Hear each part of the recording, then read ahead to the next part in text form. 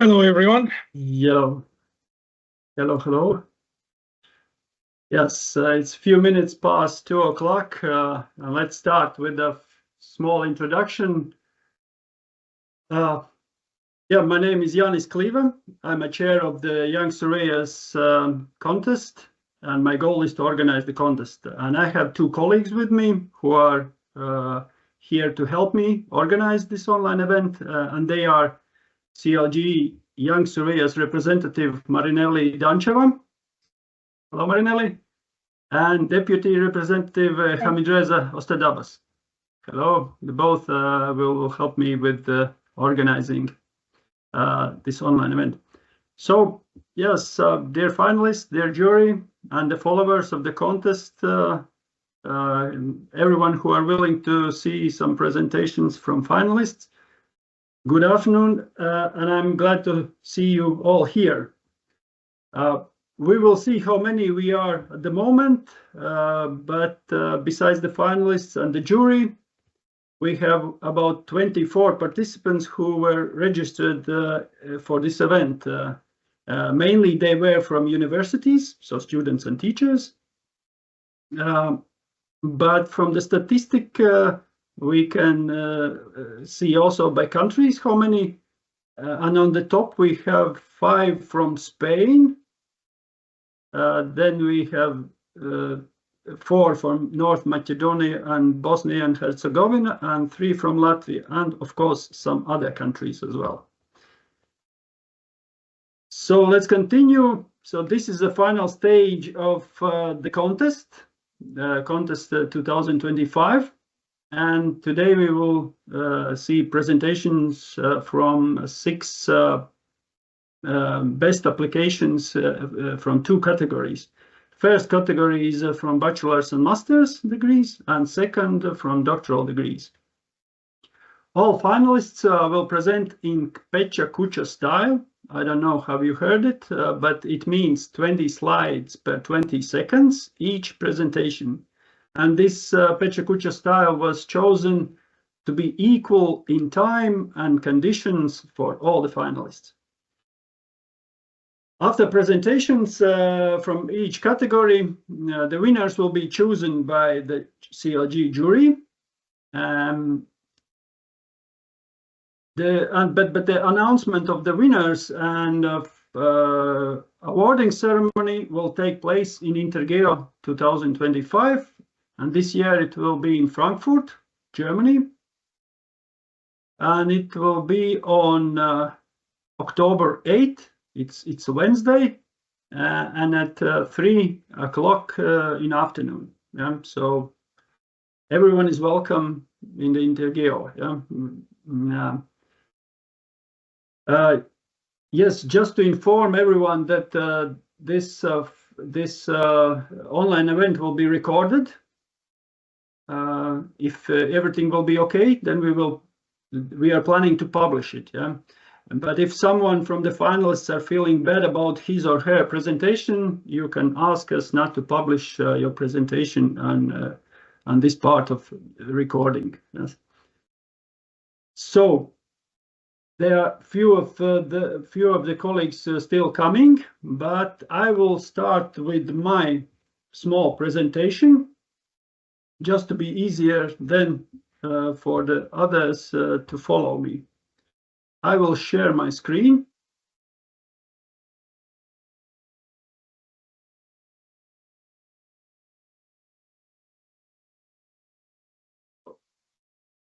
Yes. Is it okay, Hamid? Yes. Okay, very good. So I want to take it in a second. I will make a pointer as well. Yeah.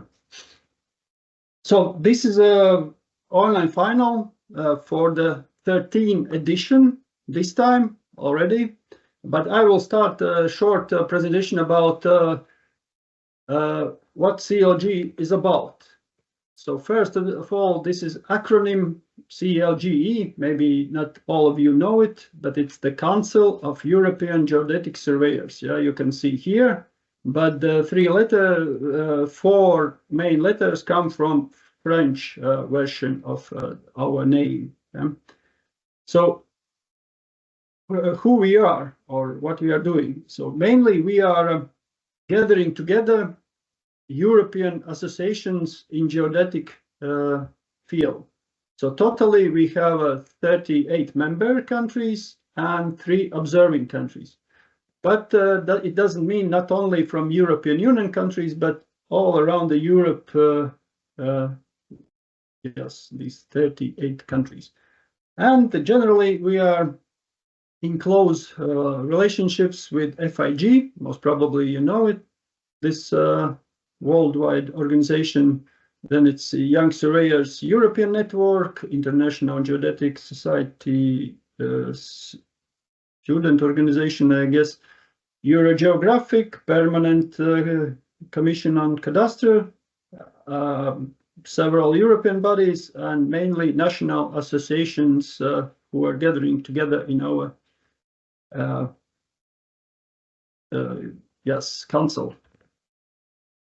So next, about the student contest. We organized the student contest since 2011 and 2012. And in between, we changed the name, not student contest, but Young Surveyors Contest to make it more broader. About this year we got 30 applications, and statistically on the top is Germany with 10 applications. Also, big thanks to Austrian colleagues. We got 5, but Austria and France, we are very happy because these 2 countries are not very common in our contest. But you can see also other countries who joined this year.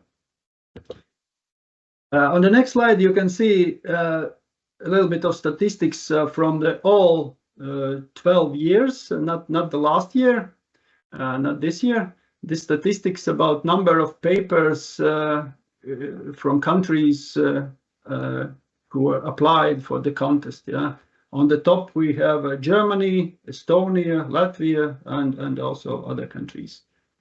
And also the same statistics about the winners, and the winners also as many participants, so more chances to win.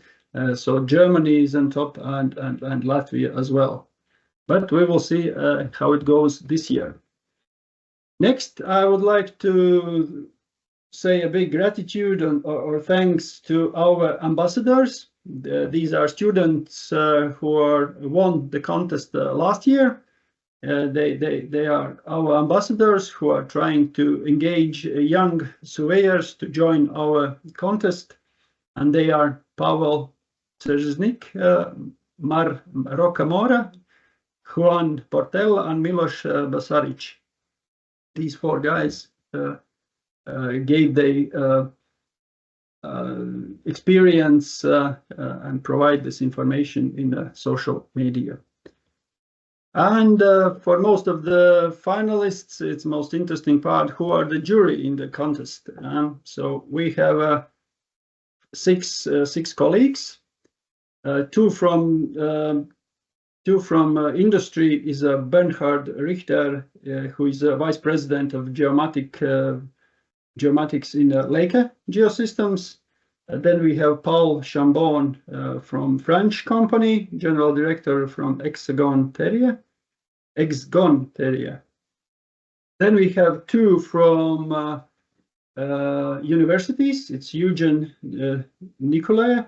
It's a lecturer at the Technological University Dublin, Ireland, and Nele van Hout, lecturer at the University of Applied Science in Ghent from Belgium. And then we have 2 from CLGE. One is Marinelli Dancheva as a young surveyor representative, and myself, Jānis Kliva, as a chair of this young surveyor contest. So what's the main goal for the contest? First of all, it's a money prize, and the first prize receives 1,500 euros, and then second and third prize. And the second part is ticket and and travel costs to the Intergeo fair. As I said, this year it takes place in Frankfurt, and everyone is welcome on October 8th, where we will gather to have an awarding ceremony and some small celebration for all students who will be at our booth. So, and today we will have two parts. As I said before, first we will start with bachelors, 6 presentations, as you can see here. After these 6 presentations, we will have a break for the jury to do some discussions, and then we continue with the PhD students, also 6 presentations, and then it's over for our event. After each presentation, there could be some questions from the jury. So be aware, it's more for finalists, yeah. And thank you for attention at the moment from my side. Please follow us on CLGE EU webpage or also social media, mainly on LinkedIn. Yeah. So that's all from my side.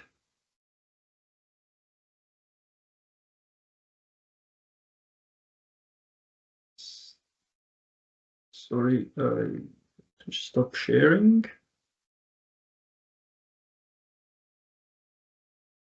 And we can slowly start our presentations from the finalists.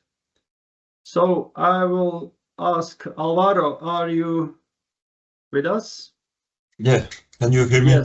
Yes, we can hear you yes. well. So Álvaro Verdú Candela is the first presenter. He's from Universitat Politècnica of València, Spain.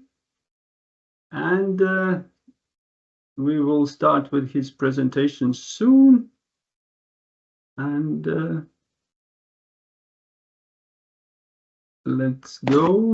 So if you're ready, when I just put it into the presentation mode, you can start. Okay? Yeah. Okay, I'm ready. Yes. Okay, great. 1, 2, 3. I think you see right now the presentation. Yeah, your time is running. Okay. Yes.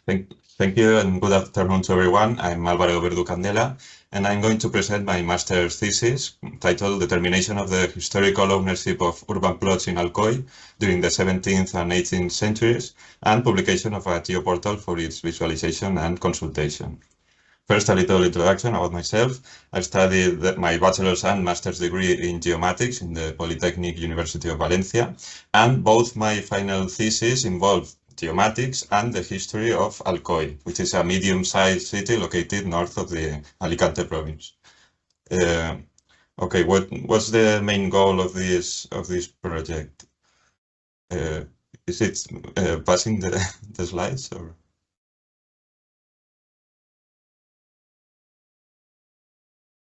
It's not moving forward, is it? Hamid, yes, going on. Okay, the main goal of this project is reconstructing Alcoy's urban plot map from 17th and 18th century documents and presenting the result in a web geoportal. This presents some challenges, such as extracting the information from the historical documents, storing and representing all those changes over time, and presenting all of this in a user-friendly manner in a web geoportal. To 1 second, and we can continue here, yes? Okay. I hope it will go on, yeah? Yeah. Okay, the methodology, as I said, was structured into 3 blocks. The first one involving the historical analysis and transcription of the documents. The second one consists of the database design and the GIS project and editing, and a third one consisting of the web development. For the first part, the historical analysis, it involved mainly two types of documents, the Llibre de la Peita and some notarial protocols, both from Alcoy's municipal archive. They are really large, really long documents, which often feature difficult to read calligraphy, and even some of them are in Latin. And they present multiple types of information. So in the transcriptions, which are conducted manually, here we can see an example of a document, some information is extracted, such as the name and occupation of the seller and buyer of the property, its location, the neighborhood and street, and all of the adjacent properties and owners. And all of this is inserted into a database. This is the data model definition, which revolves around the concept of plot. Each plot contains several subplots, which are the ones that contain the geometry elements and are related to other plots through adjacency relationships and with the owners through ownership relationships. For the web server part, it was programmed using an Apache web server, Docker containers, which contain the Django API, which is used to access the Postgres and PostGIS database. And the front-end part was programmed with Angular and the OpenLayers library. And now we will see the main page of the geoportal, the final result. On the bottom left, we can see the date controller in order to change the date of the map. And we can see all of the different plots symbolized according to their type, be it a house, a religious or public building, or a farming land. And if we zoom in to a section of the map, we can see that all of the geometries have their corresponding tag corresponding to the owner of each plot in this particular date, 1700. But if we change the date to, for example, 1780, we can see that both the geometries and the owners of each plot change accordingly. If we click on one of the plots, a sidebar opens, showing us a full owners list in a chronological order and some information about each one of them. And we can also open another list showing us the full source list, all the transcriptions, the individual transcriptions from the documents that support the hypothesis that was the owner in that time. Using these two buttons, we can also move the map to the date of that particular transcription, 1695, and also highlight all the other plots which are mentioned or are involved in that particular transcription, in that particular source. Those adjacent plots can also be shown, these adjacency relationships, through another layer, which features some arrows with different colors, depending if they are lateral, frontal, or rear adjacent plots. And each one of these informations also has their own source list supporting them, linking to each transcription. Another page in the geoportal allows us to see all of the transcriptions, over 6,000 currently, even those which are yet to be incorporated into the map. These are the brute transcriptions, and a series of search filters in order to help searching through the database. And clicking on one of them, apart from the information that is extracted from the documents, we have a link to the PDF document of the digitized original document in the Alcoy's archive, to the exact page, and an automatically generated diagram showing us all the different adjacent plots, lateral, rear, or frontal. So in conclusion, this project has handled a huge amount of information collected at least since 2019. Over 100,000 pages of PDF digitized documents have been reviewed manually, but there are still hundreds more documents yet to be digitized and analyzed in the archive. The final result presents an extremely high level of detail, especially starting from literal descriptions of plots, and it is presented in free and open access to everyone. And most importantly, every hypothesis that was conducted is fully documented, so anyone that accesses the geoportal can present their alternative hypothesis to how the map was built.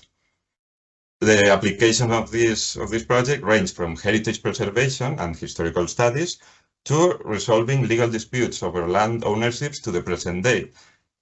So there are countless conflicts which involve literal descriptions of plots and adjacent owners, which are really difficult to imagine and draw in a graphical way, and this can help with these kinds of legal disputes. And future improvements for the project range from, I think it's not passing to the next slide. But future steps involve assisting the transcription of those historical documents with some kind of AI tool, such as the Transcribus project, and automating, or at least semi-automating, matching each one of the individual transcriptions in order to help building the final map. And that is all. Thank you very much for your attention, and I will now answer any questions you may have. Okay, thank you, Álvaro. Thank you for first presentation. This will be the time for jury to ask something. I will stop sharing. So I will ask Hamid Reza, maybe you can allow our jury members to open mics, but I have the first question for you. About the geometry from 17th century, how you found this geometry, how you draw it? Yeah, the base map for that plot cartography is the best approximation we have is a series of maps that were drawn in 1875, showing all the different widths of the plots in detail for every street. And from that, and assuming that those limits between plots generally stay the same, as the property usually is maintained, even if the house is torn down and rebuilt, usually the limits stay. I have used that cartography, which is the closest we have to that date. And then also, if in the documents it says that one plot was created by dividing a larger one, then it is drawn the most approximately possible to how that would have looked. Okay, thank you. I see the raised hand from Eugene. Eugene, you can ask. Yeah, thanks, Yanis. Thanks, Álvaro. That was an interesting project you worked on. I assume that you got a lot of self-learning, you learn by doing in it. So my question will be, if you would be to start again, what will you do different? Well, I've started this project based only on one of the two documents that I cited, the Llibre de la Peita, which was incomplete. And then I completed it with the notarial protocols, which have a lot more information. So in the process, as you said, in the process of extracting all of that information, I have gathered all of the different types of transactions or descriptions that can be featured in those documents.